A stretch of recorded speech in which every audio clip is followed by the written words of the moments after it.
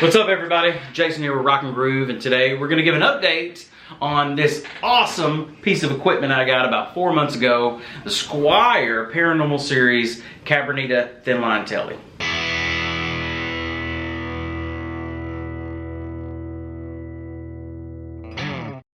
Hey, what's up everybody? Welcome back to Rock and Groove. Jason here.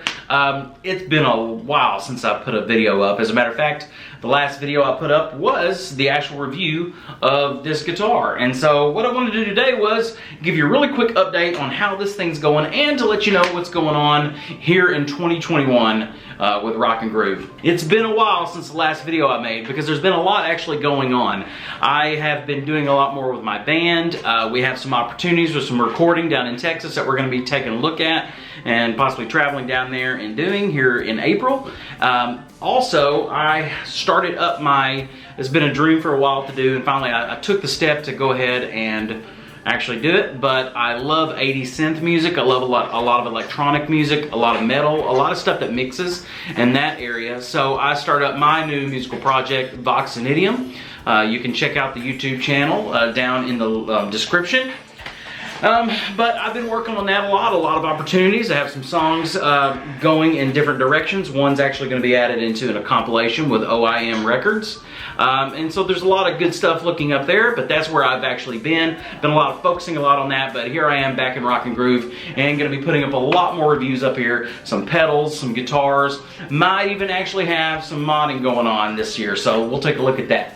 Okay, so how's it going with this? So, of course, if you want to see the actual review video for this guitar, you can actually, up here, take the link and watch that long, descriptive, and very exhaustive, I guess you can say, a review of the Fender, not Fender. See, that's the funny thing about it. Why did I call it a Fender? I'll tell you in a second. But the Squier Paranormal Series Cabronita Thinline Telecaster. Okay, yeah, I called it a Fender because, you know, that's something to me, and I mentioned this in the last video, a lot of people, they think in their heads they see such a big discrepancy or just a disparity between Squier and Fender. But I have to say that this thing here is amazing. And after 4 months of playing it, it's still just as amazing. So, you know, people want to say Fender, Squier, or whatever. It is a Squier, made by Fender, but it's a Squier. But I confuse it because this thing is amazing. It feels just as good as my other Fender that I have here.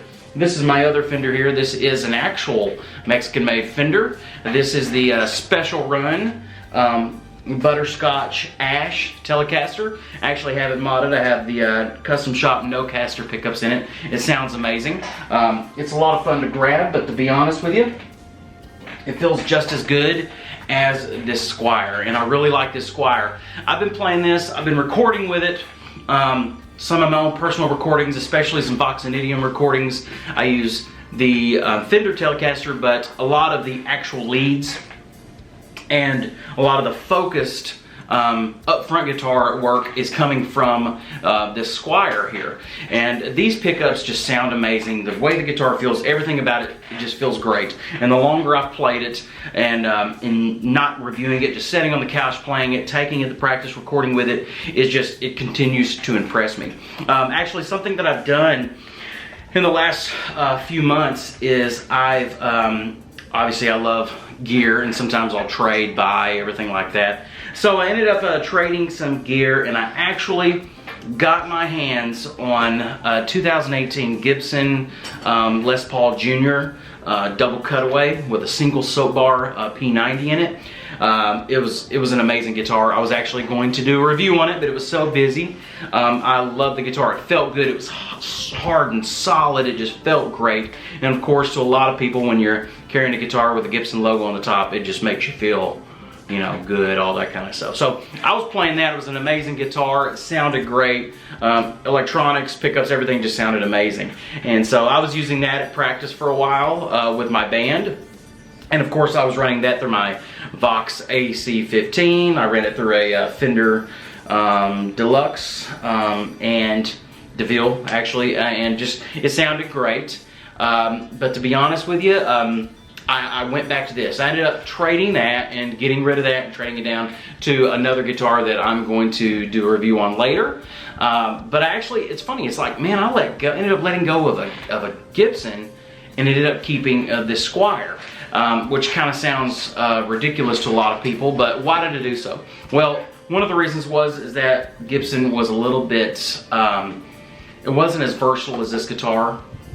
It felt great, it looked great, it sounded great. It was just a wonderful guitar, but I was wanting to go back to this more. I was wanting to go to my other stuff over that, because especially this guitar here. So let me focus on this more now. When I would play with a band, and when I play with a band, we're in a practice space. We have a PA setup. We have our drums mic'd. We have 2 guitars running through the PA, as well as coming straight through their amps too. We have to use a lot of sound boards and everything to keep everything quieted down a little bit. And then of course I had my amp. And going through that, and I loved this guitar for a few reasons. Obviously with quality, it just feels good. The neck feels great. It's glossed, but it still feels nice and smooth. It just looks really good quality. It feels great. It's light as a feather. That's another thing about it. It just feels so light. It's like it's got to be cheap. It's not. It feels really, really good. And it came, I told you this in the last video, it come from Sweetwater. It came with a wonderful setup. It's still set up really good. The tuners, not the best tuners in the world, but they work great for me. They do fine. I'm not, obviously there's no dive bombs or anything going on here. I'm not dropping it in weird tunings. I'm not messing with it too much. And I'm not banging on the strings here. It's not like I'm chugging metal or anything like that. This, it sounds great. It plays fine as far as the tuners. The pickups are amazing. I love the pickups, especially when you combine these Jazzmaster P90 style. I talk about the differences, or why I want to call it that really in the last video.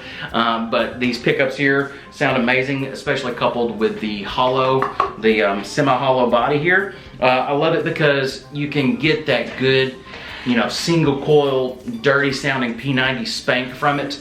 At the same time, I can really crank up the drive, and I can get some good crunch. Some really good crunch these no-casters kind of shies away from. These no-casters are wonderful. They sound great, but they're the no-casters, are more vintage, and they sound great in a lot of things, but they don't get really loud and screaming. This can do a lot of that. It can get really good, really loud, really screaming, but at the same time I can dial it back and do really good with it. But something else I really love about it is when I throw it in the middle position and activate the 2 pickups, it really gives a wonderful stratty kind of sound. It has a lot of spank to it, and it just sounds really good, especially if you want to pick with your fingers, If you start picking with your fingers on the middle setting, it sounds so cool. And I've had, even the band's complimented on it. It just has that really cool Fender spank to it. It sounds really good. And then you got a neck pickup. And I haven't really gone to that. I've either really gone crunchy and bright with the neck, or excuse me, with the bridge, where I put it in the middle, and it gives a really, like a little dirty sound to it, a little real bassy. So it sounds great. So everything from just the construction, the feel of it, and to the quality of the pickups, I have had no problems with the pots and the selector. They've been playing great. They've been doing good. I haven't opened the back of it since I first got it and just looked at it. It's smooth, no scratching, nothing wrong with the jack. And the one thing that's really interesting, especially if I'm in a room with other gear running through a PA, a lot of microphones in there. I have single coils with a P90-ish feel to it, and the semi-hollow body, you think there'd be a lot of microphonic feedback and a lot of screaming and humming, and there's not. There's really not. There's no more to me when I'm playing, and I can crank it. I put this thing through a lot of just some good whiskey rock sounds, and even with what I'm doing, running it through my Earthquaker into the Vox, and when I get it kicking and screaming, there's no more hum, and there's no more microphonic feedback than you get from, like, say, the no-casters back there. It sounds fine. Of course, just like any guitar, if you get it cranking, you stick it in front of anything, you might get something. But I've had no problem with feedback coming from this guitar at all. It puts up fine and does just as fine in a band situation, or in the house playing, or even recording through Logic and everything. So even when I record, I'll show you later, you go through a PreSonus interface, and I go directly into Logic and maybe use one of their amps set, like their Vox AC30 amp mod, and I'll use my pedal board through it. And even going through that, man, this thing sounds just as good as playing in other settings. So that's it. So as an update on this, y'all, I'm loving it. I'm still loving it, and I'm not getting rid of it, and I'm keeping it and putting it. It's in my rack back here with my other guitars.